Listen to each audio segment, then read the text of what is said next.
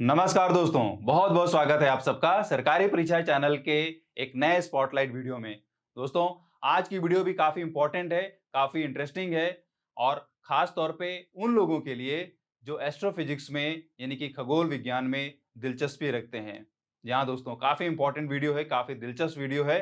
तो वीडियो को स्टार्ट कर लेते हैं और देखते हैं कि ये क्यों इंपॉर्टेंट वीडियो है आप सबके लिए। तो दोस्तों, अभी हाल ही में आप सबने गूगल के द्वारा जारी एक डूडल को जरूर देखा होगा। आप सब लोगों में से कई लोग, मतलब बहुत सारे लोग, ऑलमोस्ट सभी लोग गूगल यूज करते हैं और गूगल हर दूसरे तीसरे दिन कोई ना कोई डूडल जारी करता है, किसी न किसी इंपॉर्टेंट पर्सनैलिटी के ऊपर, किसी न किसी इंपॉर्टेंट इवेंट के ऊपर, है ना। और डूडल के साथ वो कुछ इंपॉर्टेंट जानकारी भी देता है, जिस भी पर्सन के ऊपर होता है, जिस भी इवेंट के ऊपर होता है, उस पे जानकारी भी देता है। तो उसी तरीके से आपने ये डूडल भी जरूर देखा होगा। इस डूडल में कई सारी इमेजेस दिखाई गई थी और ये जो इमेजेस हैं वो काफी दिलचस्प इमेजेस हैं। इनको इनको आपने देखा होगा, इंटरेस्टिंग लगा होगा आपको, इसके बारे में आपने पढ़ा भी होगा, समझा भी होगा। लेकिन अगर नहीं समझ में आया है तो मैं आज की इस वीडियो में वही आप सबको समझाने की कोशिश करूंगा। राइट, तो वीडियो को पूरा लास्ट तक देखिएगा। तो दोस्तों, यहाँ पे गूगल के द्वारा ये जो डूडल्स जारी किए गए हैं, जो इमेजेस दिखाई गई हैं, ये इमेजेस जो हैं वो वेब स्पेस टेलीस्कोप के द्वारा ली गई इमेजेस हैं और ये इमेजेस काफी डीप और शार्प इमेजेस हैं। और ये जो इमेजेस हैं वो हमारे यूनिवर्स की इमेजेस हैं और यूनिवर्स में आप सबको पता है कि डिफरेंट वेवलेंथ की रेडिएशंस मिलती हैं और वो जो रेडिएशंस हैं वो डिफरेंट सेलेस्टियल बॉडीज के थ्रू रेडिएशंस निकलने वाली होती हैं, है ना। तो उन बॉडीज का या उन ऑब्जेक्ट्स के थ्रू जो रेडिएशन निकल रहा है, उन्हीं रेडिएशंस के थ्रू यहाँ पे वेब स्पेस टेलीस्कोप ने इमेजेस बनाई हैं और ये जो इमेजेस हैं वो काफी डीप और शार्प हैं, जो कि काफी दिलचस्प इमेजेस फाइनली हमें दे पा रहा है। राइट, तो ये इमेजेस जो हैं वो क्या हैं, क्या किस तरीके से वो क्या बता रही हैं और यहाँ पे हम ये भी जानेंगे कि वेब टेलीस्कोप क्या है और उसके फीचर्स क्या हैं। चलिए समझते हैं यहाँ पहले कि जो पहली इमेज आई है वो क्या है और इसके मायने क्या हैं। तो दोस्तों, आप समझ लीजिए, आप देख देख पा रहे हैं यहाँ पे कि ये जो इमेज दिख रही है आपको, वो कुछ ऐसी लग रही है कि शायद मैंने कोई यहाँ पे ग्राफिक लगा दिया है, कोई डिजिटल ग्राफिक लगा दिया है और आप सबको बेवकूफ बना रहा हूँ, है ना। आप सब लोगों में से कई लोग ये सोच रहे होंगे कि यार ये तो कोई ग्राफिक जैसे लग रहा है, इतनी क्लियर पिक्चर यूनिवर्स में कैसे मिल सकती है। तो दोस्तों, बिल्कुल हैरान मत होइए, ये जो इमेज है वो नासा के द्वारा जारी की गई है और बताया गया है कि ये जो वेब टेलीस्कोप है उसके द्वारा पहली डीप एंड शार्प इमेज है। राइट, तो समझ लीजिए, बिल्कुल भी डाउट में मत रहिए, ये यूनिवर्स की इमेज है और इसकी शार्पनेस आप यहाँ पे समझ पा रहे होंगे ये देख के कि ये जो स्टार दिख रहा है या जो छोटे छोटे स्टार्स भी दिख रहे हैं, उनके जो स्पोक्स दिख रहे हैं कितने शार्प दिख रहे हैं। देखो यहाँ पे कितनी क्लैरिटी है ना। तो ये जो है इमेज वो बड़ी ही क्लियर इमेज है, शार्प इमेज है। और मैं आपको बता दूं कि ये जो इमेज आई है इसको हम फील्ड इमेज बोलते हैं, जिसको नाम दिया गया है स्मैक्स 0723। इसके पहले भी इस इमेज को लिया गया है, समझा गया है, लेकिन इतनी अच्छी या इतनी डीप और शार्प इमेज हमारे पास नहीं थी, जो कि अब फाइनली यहाँ पे वेब टेलीस्कोप के द्वारा हमको ये मिल पाया है। राइट, अच्छा, यहाँ पे इस इमेज में आपको बहुत सारी बॉडीज दिख रही हैं, ऑब्जेक्ट्स दिख रहे हैं, स्टार्स भी दिख रहे हैं, गैलेक्सीज भी दिख रही हैं, प्लैनेट्स भी इसमें होंगे, है ना। हर एक चीज, जो चीज होता है, मतलब कि चाहे वो स्टार बन रहा हो, सुपरनोवा हो, है ना, प्लैनेट्स हो, सन हो, स्टार्स हो, सब यहाँ पे हैं, सबके रेडिएशंस हैं। और उनकी जो इमेजेस आप देख पा रहे हैं वो इमेजेस इसलिए देख पा रहे हैं बिकॉज सबकी जो रेडिएशन है उनके वेवलेंथ में फर्क है, उन वेवलेंथ के हिसाब से ही यहाँ पे इमेजेस बन पा रही हैं। राइट, अच्छा, अब अगर मैं आपको बताऊं कि ये जो इमेजेस हैं, ये जो ऑब्जेक्ट्स हैं, वो कितने दूर तक के ऑब्जेक्ट्स को ले पा रहा है, तो मैं आपको बता दूं कि इस इमेज में जो ऑब्जेक्ट्स हैं वो 13.1 बिलियन ईयर्स एगो तक की हैं। मतलब कि 13.1 बिलियन लाइट ईयर दूर तक की इमेजेस यहाँ पे ली गई हैं। मतलब ये दोस्तों कि इतने दूर के ऑब्जेक्ट से जो निकलने वाली रेडिएशंस हैं, उन रेडिएशंस के थ्रू भी यहाँ पे इमेजेस बनाया गया है। राइट, तो आप समझ सकते हैं कि ये जो टेलीस्कोप है वो कितना काम का है, कितना शार्प इमेज दे पा रहा है। राइट। अच्छा, जब यहाँ पे प्रकाश वर्ष की बात होती है, लाइट ईयर की बात होती है, थोड़ा सा उसको और समझने की जरूरत है, वो मैं आपको आगे एक्सप्लेन करूंगा, है ना। लेकिन आप यहाँ समझिए कि ये जो फील्ड है, ये जो फील्ड इमेज है, इसको हम स्मैक्स 0723 नाम देते हैं। नाम अच्छे से याद कर लीजिए दोस्तों। यहाँ पे अगर मैं आपको बताऊं कि दूसरी जो पिक्चर है, दूसरी जो इमेज यहाँ पे नासा ने रिलीज की है पब्लिकली, उसका मतलब क्या है। तो देखो यहाँ पे टेलीस्कोप ने ये कोई पर्टिकुलर इमेज नहीं खींची है। टेलीस्कोप तो क्या कर रहा है, डिफरेंट ऑब्जेक्ट से आने वाली रेडिएशन के थ्रू इमेजेस बना रहा है ना, डेटा कलेक्ट कर रहा है। तो टेलीस्कोप से जुड़ा हुआ जो प्रोसेसर है, जो प्रोसेसिंग टीम है नासा की, उस प्रोसेसिंग टीम ने अपने प्रोसेसर्स के थ्रू जो डेटा भेजा गया टेलीस्कोप के थ्रू, उस डेटा को प्रोसेस करने के बाद यहाँ पे ये एक ग्राफ तैयार किया है, डेटा तैयार किया, और इसमें ये बताया जा रहा है कि वाटर वेपर भी प्रेजेंट हैं। कहाँ पे प्रेजेंट हैं? तो यहाँ पे एक गैस जायंट प्लैनेट है जिसका नाम है वेस्प 96b, और ये बताया गया कि यहाँ पे वाटर की वेपर्स हैं या वाटर के मॉलिक्यूल्स हैं, और ये जो है वो पृथ्वी से 1150 लाइट ईयर दूर है, यानी कि 1150 प्रकाश वर्ष दूर है। मतलब ये दोस्तों कि 1150 light year from the earth. आप समझ पा रहे हैं लाइट ईयर का मतलब क्या होता है? लाइट ईयर का मतलब होता है कि लाइट एक साल में जितना ट्रेवल करती है, जितना डिस्टेंस, वो लाइट ईयर है। तो सोचो यहाँ पे 1150 लाइट ईयर फ्रॉम दी अर्थ। तो भैया जब यहाँ पे टेलीस्कोप ने ये ग्राफ बनाया, ये डेटा जब कलेक्ट किया, तो हो सकता है अब इस स्टेज में, मतलब कि आज की डेट में, हो सकता है कि वो प्लेनेट खत्म ही हो चुका हो, ये जो गैस जायंट है हो सकता है खत्म ही हो चुका हो, या इसने कोई नया रूप धारण कर लिया हो। हम श्योर नहीं है, बिकॉज यहाँ पे ये जो रेडिएशन आ रही है वो काफी पुरानी रेडिएशन आ रही है, इतनी दूर चल कर आ रही है। दूर चल के आने का मतलब ये है दोस्तों कि आप समझिए इसको ऐसे कि जैसे सूरज से धरती तक रेडिएशन पहुंचने तक, मतलब कि सूरज से धरती तक प्रकाश पहुंचने में 8 मिनट का टाइम लगता है, उसी तरीके से ब्रह्मांड की दूसरी बॉडीज, दूसरे सन, दूसरे स्टार्स के थ्रू जो रेडिएशन होगी, दूसरे प्लेसेस तक पहुंचने में टाइम लगता है। डिपेंड करता है कि वो डिस्टेंस कितनी दूर है ना, डिपेंड करता है कि वो ऑब्जर्वेशन आप कितनी दूर से कर रहे हैं। तो अगर हमारा टेलीस्कोप यहाँ पे ऑब्जर्व कर रहा है 13.1 बिलियन ईयर लाइट ईयर दूर का, तो इसका मतलब आप समझ सकते हैं कि ये टाइम वैसा ही कुछ है जब बिग बैंग हुआ था, मतलब कि यूनिवर्स का जब फॉर्मेशन हुआ था। तो आप समझिए कि बिग बैंग के बाद कुछ सालों का यहाँ पे इमेज लिया जा रहा है एक तरीके से, राइट। तो इस टेलीस्कोप से ये भी संभावना जताई जा रही है कि हो सकता है कि हम यहाँ पे यूनिवर्स की गुत्थी को भी सुलझा पाए कि चीजें कैसे बनी और चीजें किस तरीके से अभी भी बन रही हैं, एक्सपैंड हो रही हैं, डिस्ट्रॉय हो रही हैं, ये सारी चीजें, राइट। तो ये इंपॉर्टेंस है, आप यहां समझ लीजिए कि ये जो ग्राफ बनाया गया है वो गैस जायंट प्लैनेट के टर्म में बनाया गया है, नाम है इसका वेस्प 96b, राइट। और 1150 प्रकाश वर्ष दूर है धरती से, राइट। अगली इमेज समझते हैं दोस्तों। यहाँ पे अगली इमेज यहाँ पे ये है, देखिए यहाँ पे स्टार्स दिखाए गए हैं और इसको बोला जा रहा है साउदर्न रिंग नेबुला, या इसको नाम दिया गया है 8 बर्स्ट नेबुला, राइट। और यहाँ पे बेसिकली देख पा रहे हैं दोस्तों आपकी, यहाँ पे दो स्टार्स आपको दिख रहे होंगे, एक ये दिख रहा है, एक ये दिख रहा है, राइट।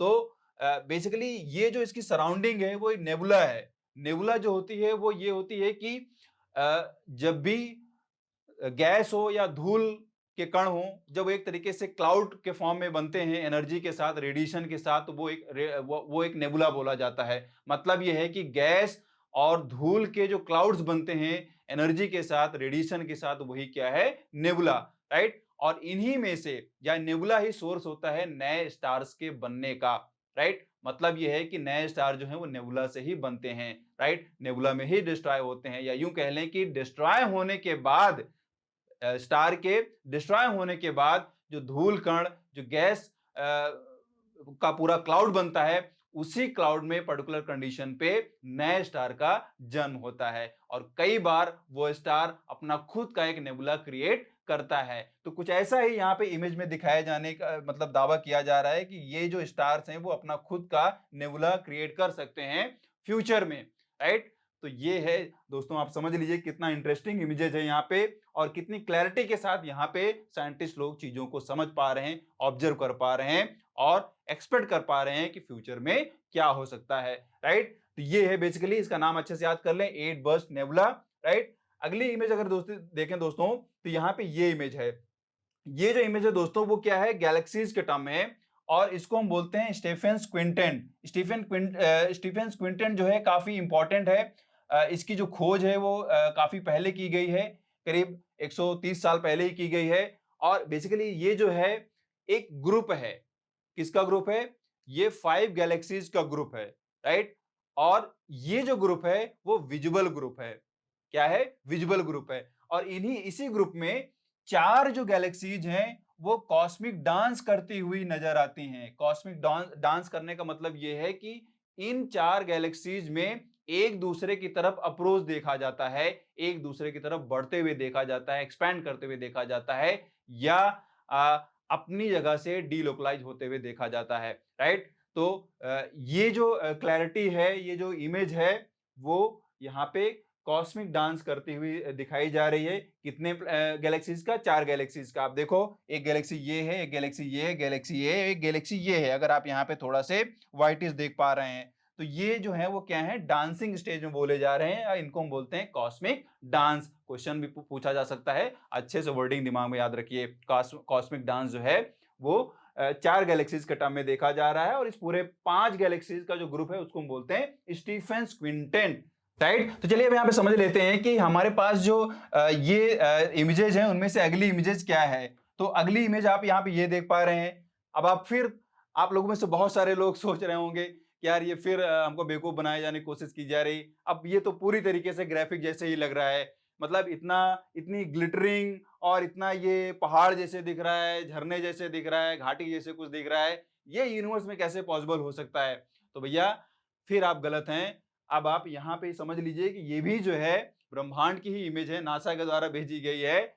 और ये जो आपको माउंटेन्स जैसा दिख रहा है, ये माउंटेन्स नहीं है, ये बेसिकली क्या है, यहाँ पे आपको ये नेबुला के टर्म में बताया जा रहा है, और इसको बोला जा रहा है star forming region in the Carina nebula called NGC 3324, right. क्या है? NGC 3324 इसका नाम है, और ये नेबुला है। नेबुला में ऑलरेडी आपको एक्सप्लेन कर चुका हूं कि बेसिकली ये गैस पार्टिकल्स एंड धूल के जो पार्टिकल्स हैं उनका एक क्लाउड है, और एनर्जी के साथ इन्हीं में स्टार्स का जन्म होता है, राइट। तो अब आप देखो कि इनकी एक हाइट भी दिख रही है, ऐसा लग रहा है कि कोई माउंटेन जैसा है, राइट। तो दोस्तों मैं आपको बता दूं कि ये माउंटेन जैसा लग रहा है, लेकिन अगर आप इसके हाइट को देखोगे, इसके हाइट को देखोगे, तो इसमें इतनी ज्यादा दूरी है, इतनी ज्यादा हाइट है कि आप इमेजिन नहीं कर सकते हैं। अगर मैं आपको बताऊं इसकी सच्चाई, तो ये जो हाइट है वो 7 ईयर्स दूर है, 7 लाइट ईयर दूर है। कितना? 7 लाइट ईयर्स। सोचिए, 7 लाइट ईयर्स दूर, ये जो डायमेंशन, ये जो ओरिएंटेशन निकल के आ रहा है वो कितना है? 7 लाइट ईयर्स। मतलब कि वेब टेलीस्कोप के द्वारा जो इमेजेस ली गई हैं, जो फाइनली उनको कोलेट किया गया, तो इस तरीके की जो डायमेंशन निकल के आ रही है, उनके बीच की जो डिस्टेंस है रेडिएशन के हिसाब से, वो 7 लाइट ईयर्स। सोचो, आपको देखने से ऐसा लग रहा है यार ये कोई माउंटेन है, और ये ऐसे ही जैसे मतलब हम लोग धरती पे माउंटेन देखते हैं जिसकी हाइट है वैसे ही कुछ होगा, राइट। लेकिन 7 लाइट ईयर ये हाइट है। सोचो कितना बड़ा ये नेबुला होगा, और इसमें जन्म लेने वाले स्टार्स कितने होंगे, उनके बीच के डिस्टेंस कितनी होगी, उनकी एनर्जी कितनी होगी, राइट। तो अपने आप में काफी इंटरेस्टिंग है और काफी ये कॉम्प्लिकेटेड भी है साइंटिस्टों के लिए समझने में कि हाँ यार कहाँ पे क्या हो रहा है, कैसे हो रहा है ना। लेकिन फिर भी ये टेलीस्कोप बहुत हेल्प कर रहा है साइंटिस्टों को, अब काफी कॉन्फिडेंस भी दे रहा है कि शायद ये बहुत सारी चीजों की गुत्थियां सुलझा पाए। तो दोस्तों ये है, इसका नाम आप अच्छे से याद कर लें। अगर मैं आपको बताऊं कि ये जो इमेजेस ली गई हैं जिस टेलीस्कोप के द्वारा ली गई हैं, वो टेलीस्कोप है क्या, किस तरीके से वो दिखता है, क्या फीचर्स हैं, तो वो भी समझना जरूरी है। तो दोस्तों मैं आपको बता दूं, यहाँ पे ये आप देख पा रहे हैं, ये वेब टेलीस्कोप है, राइट। इसको जब वहां पे सेंटर पे असेंबल किया जा रहा था तब की ये पिक्चर है, आप देख पा रहे हैं। इसको असेंबल किया जा रहा है। ये जो है इसका क्या है, ये प्राइमरी मिरर आपको दिख पा रहा है गोल्डन कलर का, राइट। सिर्फ गोल्डन कलर ही नहीं है, एक्चुअल में इसमें गोल्ड है, राइट। तो हुआ क्या है दोस्तों कि इसमें जो मिरर्स लगाए गए हैं, इन मिरर्स में गोल्ड को कोट किया गया है, यानी कि गोल्ड की कोटिंग की गई है, और वो भी सिर्फ गोल्ड का पानी नहीं चढ़ाया गया है, 24 कैरेट सोने का, शुद्ध सोने का यहाँ पे कोटिंग की गई है। अब ऐसा क्यों किया गया भाई? तो ऐसा इसलिए किया गया है बिकॉज गोल्ड की एक प्रॉपर्टी होती है, गोल्ड जो है वो एक गुड रिफ्लेक्टर होता है लाइट का, रेडिएशन का, राइट? तो जितनी अच्छी रिफ्लेक्शन होगी, जितना शार्प रिफ्लेक्शन होगी, उतनी ही अच्छी इमेज बनेगी according to optics rule, right? तो अगर यहाँ पे अच्छे से रिफ्लेक्शन हम करा पाएंगे, तभी हम यहाँ पे क्लियर और शार्प इमेज ले पाएंगे, जो कि अब प्रूव भी हो चुका है, आप इमेजेस देख भी पा रहे हैं, है ना? तो ये टेलीस्कोप है। और दोस्तों मैं आपको बता दूं कि ये जो टेलीस्कोप है वो नासा और जो अदर स्पेस एजेंसी है, ईएसए यानी कि European space agency, Canadian space agency, इनके कोलैबोरेशन से यूं कह सकते हैं कि ये जो टेलीस्कोप है वो एक इंटरनेशनल कोलैबोरेशन के थ्रू बनाया गया है। और ये जो यहाँ पे स्पेस एजेंसीज मैंने यहाँ पे बताया, उनके साइंटिस्टों ने मिलकर इसको प्लान किया, इसकी डिजाइन तैयार की और इसको फाइनली जो है लॉन्च करवाया, राइट? अच्छा, यहाँ पे थोड़ा सा मैं आपको और बता दूं कि ये जो वेब टेलीस्कोप है वो हब्बल टेलीस्कोप, जो इसके पहले एक तरीके से सबसे बड़ा टेलीस्कोप, सबसे एक्यूरेट और सबसे अच्छा टेलीस्कोप माना जाता था, उसके सब्स्टिट्यूशन के तौर पे या उसके सक्सेसर के तौर पे देखा जा रहा है। और उम्मीद की जा रही है कि हब्बल से काफी अच्छा ये काम करके देगा हमें, राइट? तो चलिए समझ लेते हैं कि इसके फीचर्स क्या हैं, क्यों इतना ये खास है। तो दोस्तों मैं आपको बता दूं कि ये जो टेलीस्कोप है इसको हम JWST भी कभी कभी बोलते हैं या वेब टेलीस्कोप भी बोलते हैं। और बेसिकली ये जो है इंफ्रारेड टेलीस्कोप है, मतलब कि इंफ्रारेड रेडिएशन को कैप्चर करने के लिए, उसके थ्रू इमेजेस बनाने के लिए ये टेलीस्कोप तैयार किया गया है। इसका जो प्राइमरी इमेज है वो 6.5 मीटर है, मतलब उसका जो डायमेंशन है वो 6.5 मीटर का है, ये भी दिमाग में रखिए। दूसरा मैं आपको बता दूं कि इस टेलीस्कोप को एरियन 5 रॉकेट से लॉन्च किया जाता है फ्रेंच गुयाना से इन दिसंबर 5, 2021। और 29 डेज के बाद इस टेलीस्कोप को फाइनली उस डेस्टिनेशन पे पहुंचा दिया जाता है, उस ऑर्बिट पे लॉन्च कर दिया जाता है जहां पे इसको लॉन्च करना होता है, राइट? तो उस ऑर्बिट में इसको लॉन्च कर दिया जाता है और उस ऑर्बिट की जो हाइट है वो 1 million miles from the earth. सोचिए पृथ्वी से कितनी दूर इसको रखा गया है, 1 million miles from the earth, right? तो हब्बल टेलीस्कोप को लोअर ऑर्बिट में रखा गया था, राइट? लेकिन अब इसको बहुत हायर ऑर्बिट पे रखा गया है। और उस ऑर्बिट की एक खासियत और बता दूं, ध्यान से सुनिएगा। जिस ऑर्बिट में इसको लॉन्च किया गया है, उस ऑर्बिट की खासियत यह है कि लॉन्चिंग जब इसकी की गई तो ये उसी अर्थ की स्पीड के साथ ही रिवॉल्व कर रहा है। और खास बात यह है कि अर्थ जो है वो इसके लिए बैरियर का काम कर रहा है, मतलब कि इसके लिए अगर सन की रेज इसके ऊपर डायरेक्ट पड़ने वाली थी तो अर्थ वो सन रेज इसके ऊपर डायरेक्टली पड़ने नहीं देती है। और मतलब इसको थोड़ा सा आप ऐसे समझ सकते हैं कि जैसे मान लो कि आपके फोरहेड पे, आपके सिर पे डायरेक्टली सन पड़ रहा है, उसकी रोशनी आ रही है, तो आप ऐसे हाथ लगा लेते हो, है ना, ऐसे कर लेते हो, आपके हाथ में कुछ भी है तो आप उसको ऐसे ढकने की कोशिश करते हो। तो वैसे ही यहाँ पे अर्थ काम कर रहा है इस टेलीस्कोप के लिए, राइट? अच्छा, एडवांटेज क्या है इसका? एडवांटेज इसका ये है कि इसको सन रेज से, सन की जो हार्मफुल रेज है, सन की जो गर्मी है, उससे बचाया जा सके, या जो एक्स्ट्रा रेडिएशंस हैं उससे बचाया जा सके। बिकॉज एक तो हीट से बचाना जरूरी है, दूसरा एक्स्ट्रा रेडिएशन से भी बचाना जरूरी है। बिकॉज बहुत सारी रेडिएशंस हो जाएंगी तो क्लियर इमेजेस बन नहीं पाएंगी, मतलब रिफ्लेक्शन में बहुत सारा डिस्टर्बेंस देखने को मिलेगा, क्लियर इमेजेस बन नहीं पाएंगी, राइट? तो इस वजह से ये करना जरूरी है, ये खासियत है इस ऑर्बिट की, राइट? अच्छे से जान लें।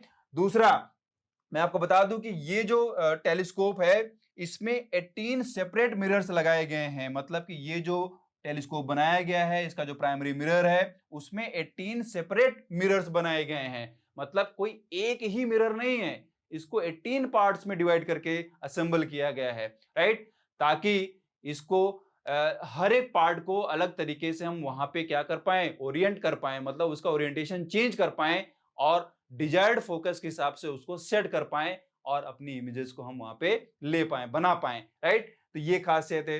दूसरा मैं आपको बता दूं कि यहाँ पे हर एक सेपरेट जो मिरर है वो एक फ्लैट मिरर की तरीके से है। लेकिन जब एक पूरा असेंबल करने के बाद जब मिरर बनता है, प्राइमरी मिरर बनता है, जो अभी आपने देखा पिक्चर में गोल्डन कलर का, वो कॉनकेव नेचर का है। मतलब वो फाइनली जब बन रहा है तो वो कॉनकेव नेचर का होता है। अब आपने बेसिक ऑप्टिक्स पढ़ी है, आप सबको पता है कि जो कॉनकेव मिरर होता है वो क्या होता है, कन्वर्जिंग नेचर का होता है। रेज जो आती हैं, जो रेडिएशंस आती हैं, उनको कैप्चर करने का काम करता है ताकि क्लियरली वहां पे रियल इमेजेस बन पाए, राइट। तो ये खासियत है, अच्छे से जान ले मिरर्स की। दूसरा मैं आपको बता दूं कि इसमें जो है जो हमने मिरर बनाया है, बेसिकली जो मिरर हम जिस मटेरियल से बनाने की बात कर रहे हैं, उस मटेरियल को भी आप समझें कि ये जो मिरर है वो strong, light and durable beryllium से बनाया गया है। बेरिलियम जो मेटल है, उस मेटल से इसको बनाया गया है, राइट। और इसमें क्या किया गया है, गोल्ड की कोटिंग की गई है, जो मैंने आपको बताया अभी, है ना। क्यों की गई है, क्योंकि अच्छा रिफ्लेक्टर है वो, राइट। अच्छा दोस्तों, मैं आपको और यहाँ पे बता दूं कि जो यहाँ पे गोल्ड की कोटिंग की गई है, उसकी लेयर भी आप समझ सकते हैं। वो लेयर जो है वो क्या है, 100 नैनोमीटर के आसपास है, राइट। अच्छे से इसको भी समझ लें। और प्रॉपर्टीज आपको मैं आपको बता दे रहा हूं, और प्रॉपर्टी समझिए।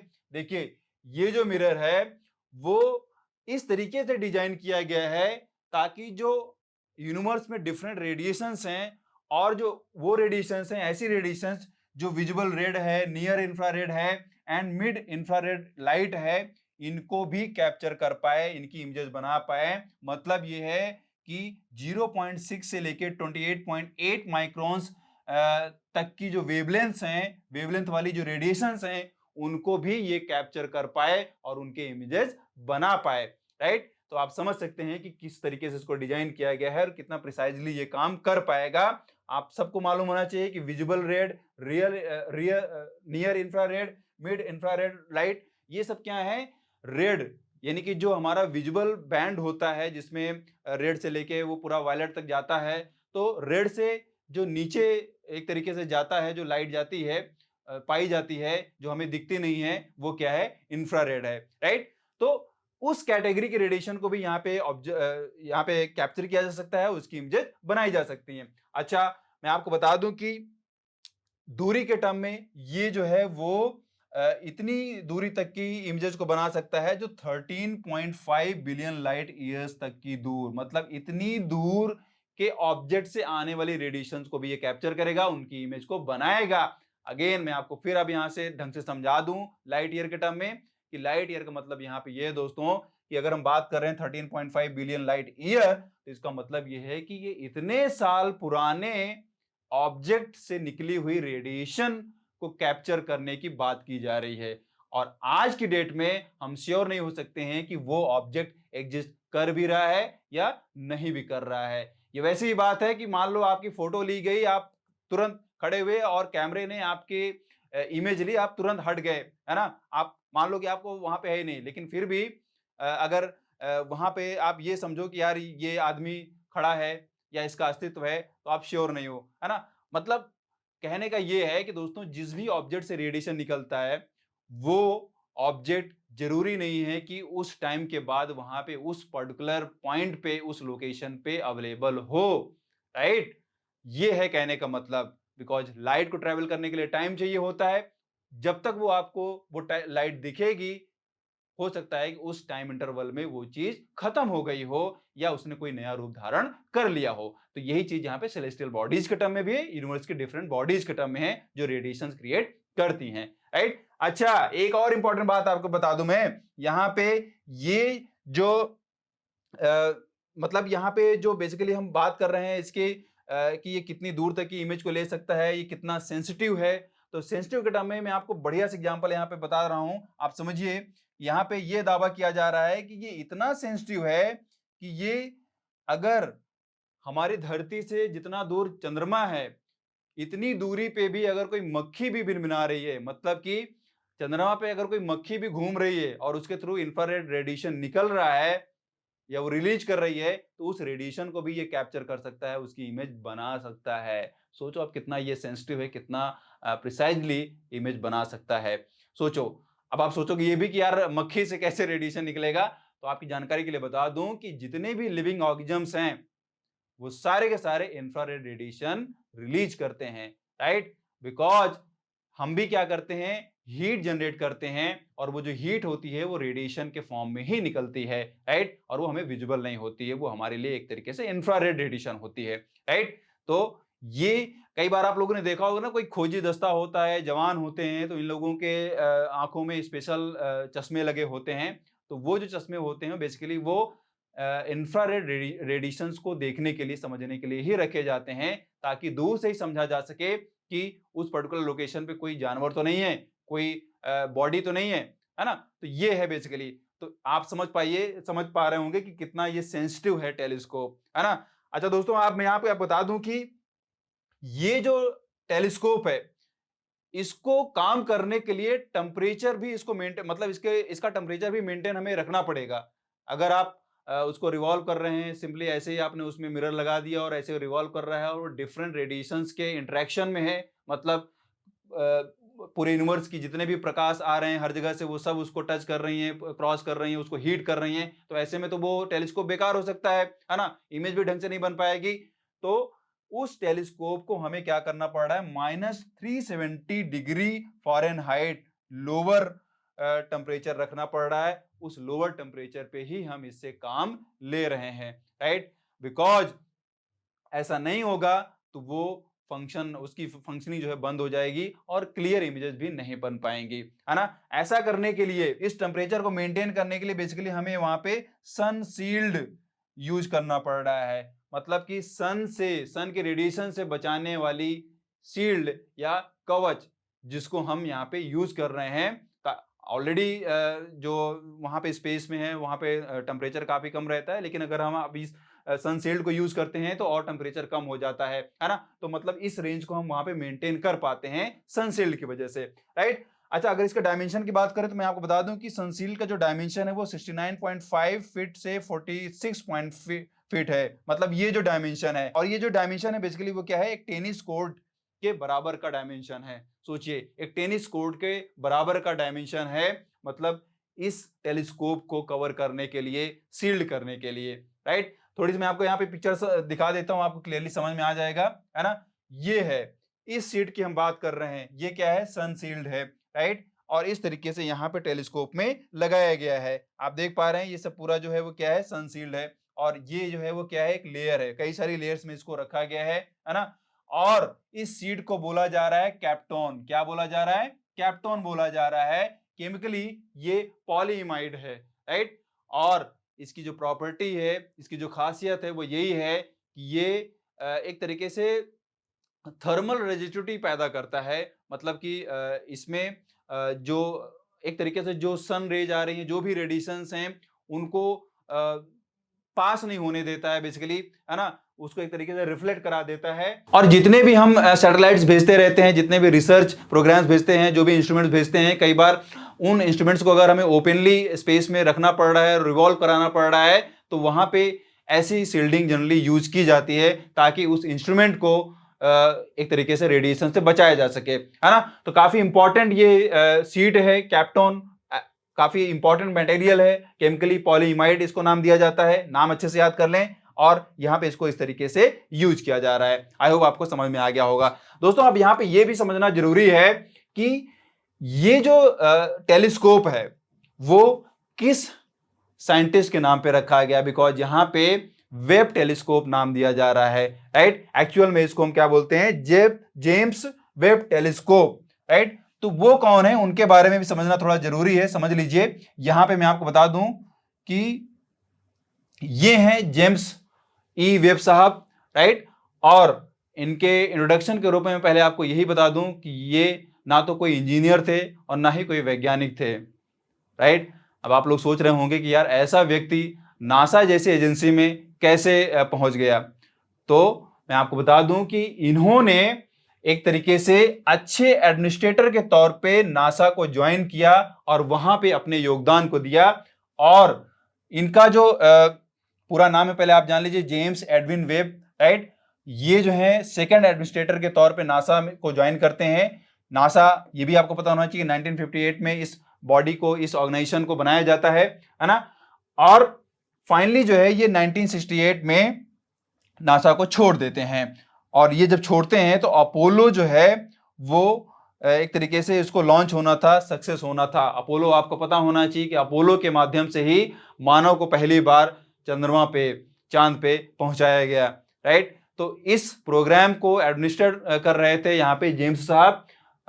और जब ये सक्सेसफुल हुआ तो उसके पहले कई सारे फेलियर्स देखने को मिले थे।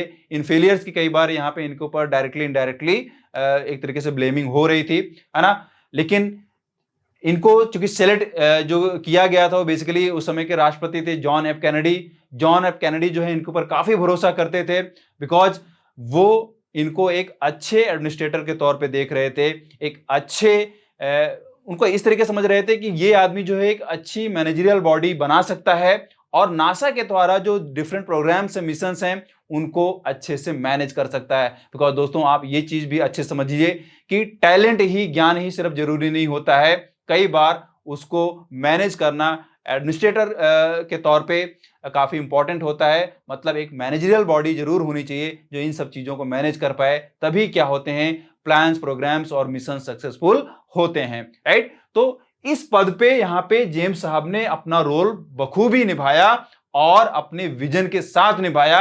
इनका विजन था कि भाई हमारी जो भी लॉन्चिंग है, हमारी जो भी प्रोग्राम्स हैं, मतलब कि यूनिवर्स के टर्म में जो भी हम समझना चाह रहे हैं, सैटेलाइट भेज रहे हैं, चांद पे जाना चाह रहे हैं, जो भी करना चाह रहे हैं, ये सारा का सारा हमारी साइंस से रिलेट करना चाहिए, हमारी साइंटिफिक स्टडी के टर्म में रिलेट करना चाहिए, या हमारा जो प्रोग्राम है वो इस तरीके से होना चाहिए कि वो पूरा का पूरा जर्नी हमारी यूनिवर्सिटीज, हमारे स्कूल से इंटीग्रेटेड हो पाए, ताकि हमारे सारे जो बच्चे हैं वो भी इससे लाभान्वित हो पाए, इनसे जान पाए, राइट। तो इनका जो विजन रहा है काफी अच्छा विजन रहा है, इसकी काफी सराहना की गई और इन्होंने अपोलो के जिस तरीके से प्रबंधक, मतलब एक प्रबंधक के तौर पे जिस तरीके इन्होंने अपना योगदान दिया, काफी उल्लेखनीय रहा है। इसी चीज को ऑनर करने के लिए यहाँ पे इस टेलीस्कोप का नाम जेम्स वेब टेलीस्कोप रखा गया है। और हम सबको उम्मीद करनी चाहिए कि ये जो टेलीस्कोप है वो फ्यूचर में नई उम्मीदें पैदा करेगा और साइंटिस्टों को उत्साहित करेगा नई चीजें जानने के लिए, समझने के लिए, और डेफिनेटली हम यूनिवर्स की बहुत सारी चीजों को मैप कर पाएंगे।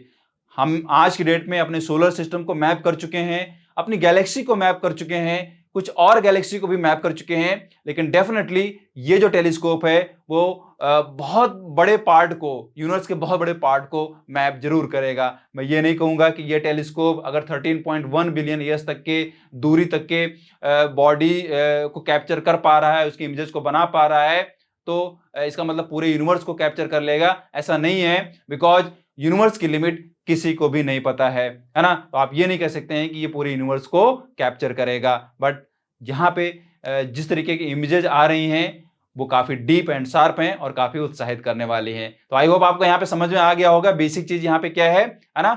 अगर इसके टर्म में और कुछ जानकारी आपको चाहिए इससे रिलेटेड, एस्ट्रोनॉमी के टर्म में कुछ और चाहिए, तो जरूर आप कमेंट में बताएं, उसमें आपके लिए वीडियो बनाई जा सकती है और हेल्प की जा सकती है, राइट। तो मिलता हूं आपसे नेक्स्ट वीडियो में, तब तक पढ़ते रहिए, मस्त रहिए। Have a nice day, great day, thank you.